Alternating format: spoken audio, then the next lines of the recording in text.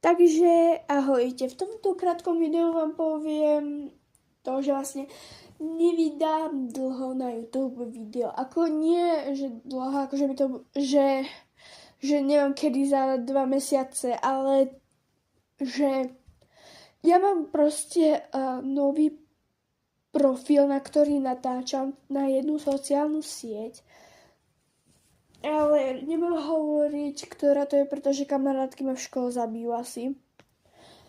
Takže vlastne, keďže mám tam už 225 tých akoby odoberateľov, lebo keď poviem to, ako sa to vyslovuje, tak to niekomu vážne dopne.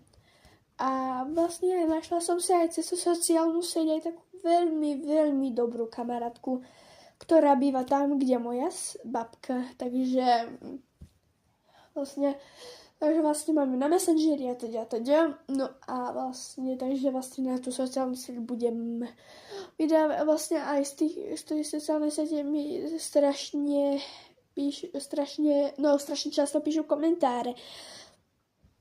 Takže to vlastne bude dlho trvať akože komentár, lebo myslím, že raz som odložila mobil na 5 minút a mala som tam tak 20 komentárov kvôli tomu, že robím vlastne, že máš také zviera proste, no teda proste takú tabulku, napríklad nejakých postav alebo nejakých zvierat a proste to zamôžeš čísla, proste oni ti napíšu komentár a takéto veci a vlastne nebude to kvôli tomu vlastne, akoby budem vydávať tie videá, hlavne tie edity, ale proste taká video strašne dlho nevyšlo.